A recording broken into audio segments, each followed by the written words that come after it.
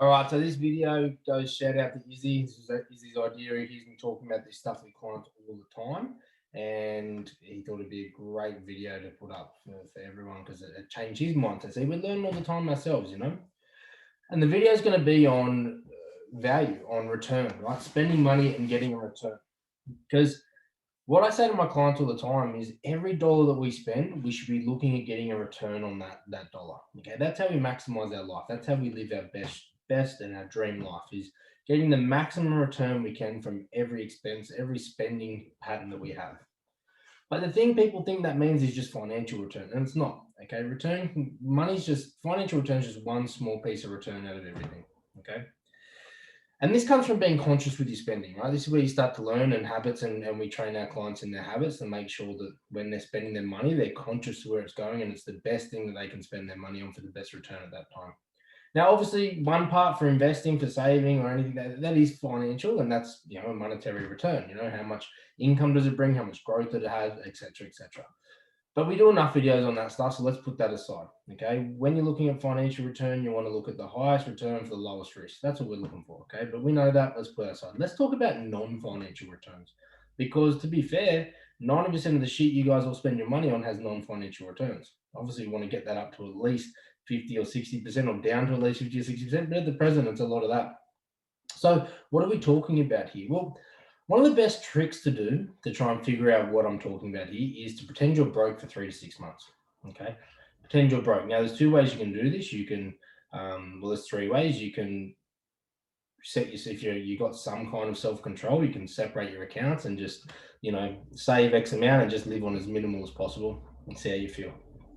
Other ways, you can give your pay packet to your parents or to your advisor, and they pay you a little wage and go from there. But you've got to be really good at tracking that so they don't rip you off.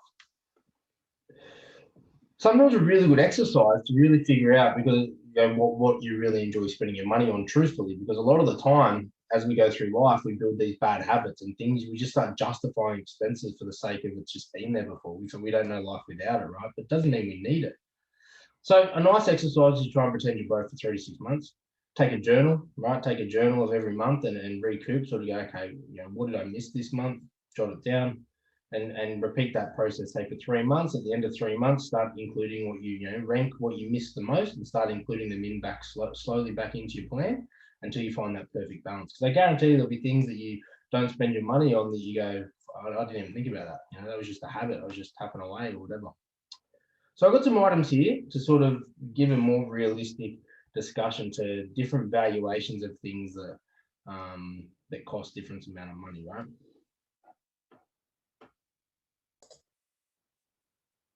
All right, so I grabbed a few things here to put together have a more realistic feel on you know, this spending for value. Running out from high range to low range kind of expenses here to sort of discuss the feeling, right? So before we get into that, some things that we need to look out for is true happiness. You know, we need to separate the transaction happiness. Because what happens, people forget, and this is why we always say holidays are a really good thing to spend your money on. They're a great return because you get the transaction happiness, you pay for shit over and over again all the way leading up to it, which releases those endorphins of you spending money. Regardless of what it is, that's what happens. You press buy, a little bit of adrenaline goes, releases some hormones, you feel good about yourself for a little bit. But then the delayed gratification kicks in, and then you go on the holiday and you experience that all over again with actual real experiences the whole way through until you come back. Very, very minimal. I rarely see people spending money on traveling that when you don't borrow money. So just when you spend it, save and then buy, and then you go and come back. Very rarely people have that buyer's remorse because you're constantly reinforcing that this was a good idea with a massive amount of return of happiness. Whereas when you buy like shoes or a dress or something small, you think you're getting happy because you bought the dress, but you're really just getting that adrenaline pump from the transaction, right? You know, whoa, it feels good. By the time it turns up, you're like, fuck, what about that? Right? It's not, you don't get that delayed gratification over and over and over again. So what are we trying to look for here? Well, we want to look for things that genuinely make us happy, right? Genuinely add value to our lives. And I've got a few examples here. So let's start with cars. Okay, cars is a big one. Cars is a big one. A lot of advisors will pinpoint and say, oh, you know, you shouldn't waste money on a good car. Yeah, fuck yourself. Some people really like cars, and that's fine. So I've got here my 2 cars, my 1.5 car. So I've got the new one, yeah, Got the new one, the Mercedes. Substantial amount of money we spent on that. And then we got the other one, which is the Lexus, the old Lexus, right? I love this car. Beautiful car. Now, this car, the Lexus, worth a lot less than the Mercedes. But from a value point of view, take the Mercedes every day of the week. Okay, it's a better spend. The Lexus is older. It costs us a lot more money to keep running. I don't enjoy it when I drive it. I hate filling it up. I hate getting shit fixed on it, right? I really liked it, right? But I much rather the Mercedes. I'd rather, if I had my time to spend 10 grand on the Lexus or 50 grand on the Mercedes, I'd rather the Mercedes every day of the week. I enjoy the drive. You know, it's safer. The value behind it, I have no remorse in spending the money on that. I genuinely enjoy what I've done. So then that's cars, right? So, you know, I took into account what I got out of it, and the return on the Mercedes was much higher than the return on what I would have spent on the Lexus over time. Yeah. So let's go to something else, something a little bit more common. Say old school headphones versus AirPods, right? So this is something that I didn't buy. So these are Gemmas. I've got my Samsung ones, but I didn't buy my AirPods. I got them for free in my upgraded phone. And to be fair, I probably wouldn't have bought them by now either. I bought these for Gemma for her birthday because she's like me. She's tired ass with that stuff. Something that we didn't value, and we put it off. However, given I bought these and they're pretty expensive compared to the million sets of these we got, I'd probably do that again, right? Like I'd probably go and I think it was a good purchase. You know, we did put it off and off because it wasn't on top of our priority list, but the amount of satisfaction, the amount of value she's gotten out of that has added tremendous amount of efficiency to her time. She's a bit happier. She's able to wear them a bit more often. Calls are easier. With Bub especially, huge value, right? So weighing that up, yeah, we'll definitely replace them when we need to, and we'll replace them with AirPods again. We won't buy it. We won't. Sometimes you might think I'll just use the old ones. If they go, we'll definitely replace them, right? That's worthwhile. So what else we got? All right, well, on that scene of technology, we've got phones, right? So we got phones. We got, right, these are my last 3 phones. I keep them. They just find their way around here. There's another one around here somewhere. But last 3 phones, right? Now, phones, for me, something I don't spend money on. Something that I don't see a value, because the more technological the phone is, even running a business, the more time I spend on it, right? So this one, I think this was Gemma's hand-me-down. I had this for ages, right? Still got it, still there, right? Then I upgraded to this one for business because I needed the stylus that came with it at the bottom. I had this one, so this is a Note 5. I didn't upgrade to this until this is the Note 20. Yeah, 15 versions difference. I went through 3 of these. I've replaced this 3 times for free. I don't find value in phones for me. Okay, they don't add enough value to me. Okay, I'll hold on this until it dies, until it's absolutely cactus, and then I'll just get whatever's going at the time. Some people, it does, but a lot of people, they'll just get the new phone because it's a habit. It's a habit to have the new phone. It's an ego thing, right? I figured out very early. There was a period in my life where I actually went back to a flip phone, right? Where I actually went to a flip phone because I was sick of the iPhones, right? And this isn't saying this was right for everyone, but for me, I calculated that, I just was no value, and I was wasting time on it. It was taking away from me. It was costing me an arm and a leg. So I sit on the same phone for a very long time. It doesn't bother me. And that's something that I've worked into my budget, into my financial system, that I understand as a conscious decision. Now, let's get into one's a bit of a switcheroonie for me, right? Because this was something I used to value heavily, and I don't anymore. Still love them, but I don't value them anymore. So I was your classic Versace man, right? Classic $1,000 sunnies every day of the week. These ones are fresh too. They're broken now, but woo, right? $1,000 sunnies, classic. I used to replace every time I'd break them, I'd replace them with brand new ones, right? For years and years and years and years and years, back to back, no issue at all. Until maybe a couple of years ago, that was the last expensive pair of sunnies I bought. I probably got them 5 years ago. I don't think I bought them. Now, it came up $10, right? And that's what I rock now. For me, I love sunglasses too. I see some with nice sunnies, I'm like, they're fresh. But for me, they don't add value to me long enough to justify the purchase. So I won't buy expensive sunnies anymore. Maybe one day I might go and get a pair, but I break them too easily, and the value's just not there for me. So consciously, that's something I've taken out of my repertoire, something I would have replaced probably every 2-3 months back in the day. Now let's switch it up. We'll come back to material things in a minute. Here's another thing, right? Another thing, when you're spending money, something value. So supplements, right? Supplements and vitamins. Expensive, hey? Like expensive, but What value do you get? Now, I used to be a massive supplement freak. Massive, bro. I used to spend thousands a month on every supplement. The supplement industry got me good, right? Now, I might spend 100, 200 because what I did was I realized I started taking shit out. Like I'm telling you to do with your budget. I took shit out and started to work stuff back in. What am I feeling the most? What do I need the most? And what helps the most? Now, I definitely undertake on my minerals, my vitamins and my supplements, but what I do take is the stuff that I know that I enjoy and the stuff that I actually feel difference when I get value out of. So like my vitamin C, my vitamin D, my magnesium, and my protein powder, maybe some creatine every now and then. No BCAAs anymore. And then I have some other like my fish oils and that as well, right? So I worked into there now what actually works for me and what's valuable. Again, from a spending point of view, that I get happiness and value out of, not just because it's there, because it's a habit. I've got to have all these subs or whatever. And then same for your food, same for your health. Don't buy shit that doesn't actually fulfill you and make you happy. And fulfilling doesn't just mean make you happy. You know, like some people don't like to eat vegetables, but you know you're gonna buy vegetables because they're good for you and you need them to sustain. Same thing, we've got to balance with our money as well. Then we've got things like this, right? Like our what's this? The in-body, right? So like an in-body or a what's the other one called? The scan, you know, the body scan, stuff like that. Like they're expensive, right? But we spend money on them because we know the value behind them is simply, you know, I get a better understanding of where I'm at and what I can do. So all these little things, right? All these little things that we spend our money on, you need to look at from a value perspective. How am I getting a return? Okay, what's the return on these? It's not financial, but is it making me happy? Is it improving my life? You know, coffee's a big one. Is that $5 coffee 3 times a day, is it really adding more value to you than making the coffee at home worth that $5 a day? Maybe you can dial it down to 1 a day. Maybe you can dial it down to 2 a week, right? And still get that overall, oh, I'm glad I had that coffee. Because with coffee especially, and alcohol or drink, the benefit or the feeling you get isn't actually you've done it so often that you've now lost the happiness of having a coffee out. Now it's just coffee. Coffee is coffee because you're addicted to coffee, right?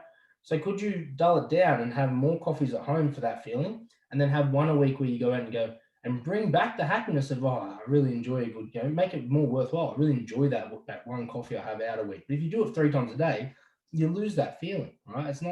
It doesn't have happiness anymore. Now you're just a coffee addict, and all you're doing is getting coffee for the sake of getting coffee, right? What else we got? We've got books, right? Books are a great investment.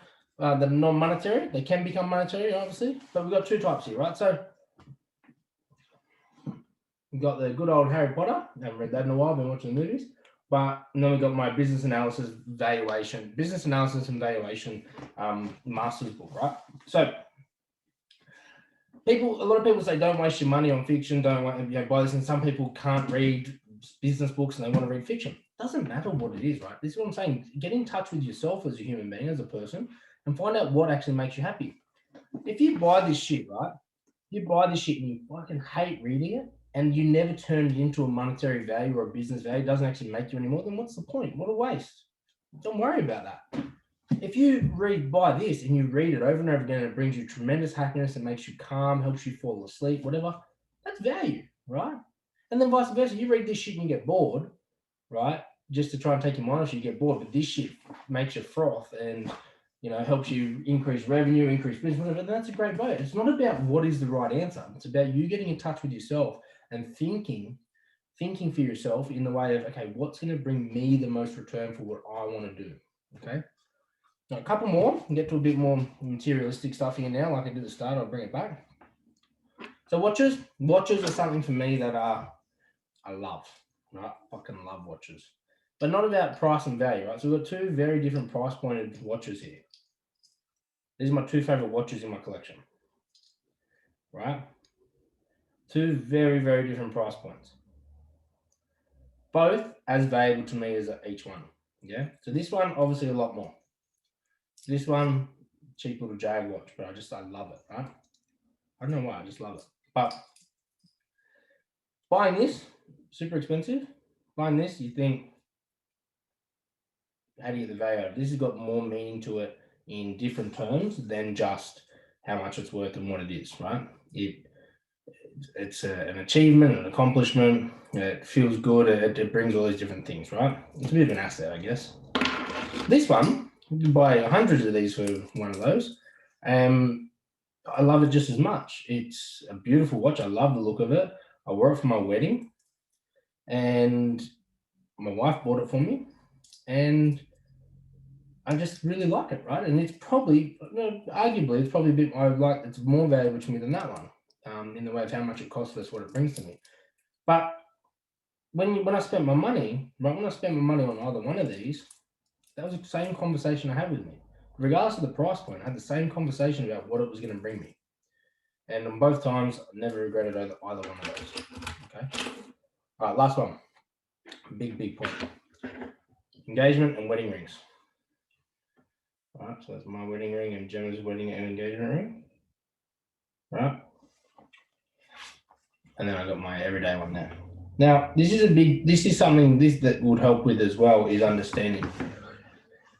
Some people will go into, when they're looking at stuff like wedding rings and engagement rings, and just not really understand.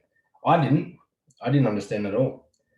What I had to do was, because I'm not a very jewelry person, I'm not a very sentimental person either. So Gemma gave me a price point. She said, "No, you can spend a couple of grand, spend any more, I'll be filthy." And I went to this jeweler, Parker Diamonds. If anyone's looking for an engagement ring, go hit up Michael Parker from Parker Diamonds. They're the best, absolute Mickey. And I said, "Bro," I got him referred from a friend. I said, "Bro, I want a ring.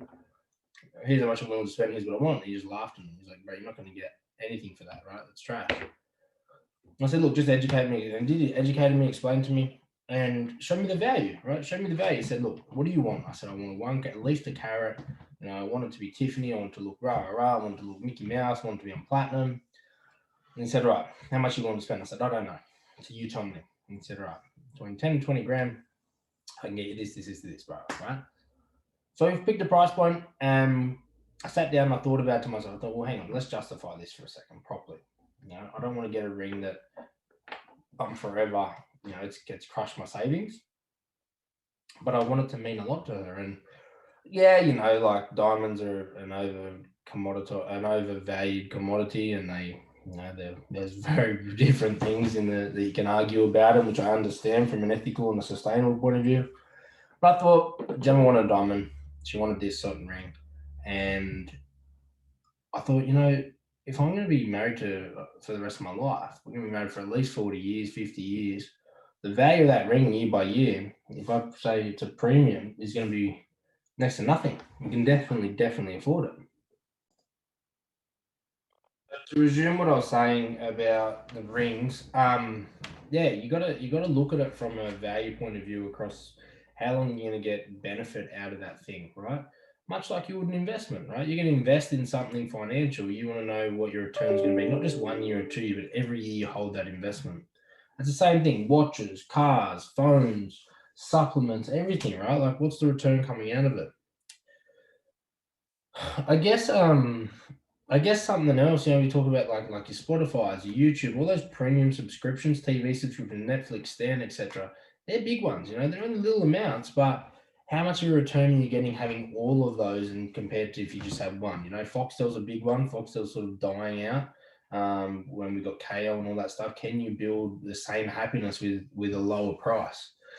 So the whole idea of the video is just to sort of run you through and give you a few thought points to think, hey, every time I spend my money, what return am I getting on this? Let's treat every spending piece that we do, every expense, as an investment. And are you getting a return that's worth that investment? Yeah. Am I getting true fulfillment and happiness from it? If not, cut it out. Cut it out. See what happens if you cut it out. See how you feel. Alcohol, drugs, they're classic ones as well. Like if you're not sure if you're actually enjoying it anymore, just stop them. Stop them, see what happens. And if you can't stop them, you got another problem. But if you can stop them, see how you feel. Gym, if you've stopped going to the gym or stopped training, exercising, start doing it again. See what return you get out of that, and don't go 6 days a week if that's burning you out. Try 3 days a week, whatever. Like everything you do, spend your time and money on, think of it as an investment and consider what return you're getting and make sure you weigh that up. All right, that's all I want to talk about. I'm off. Peace out. If you've got any questions, drop us a line.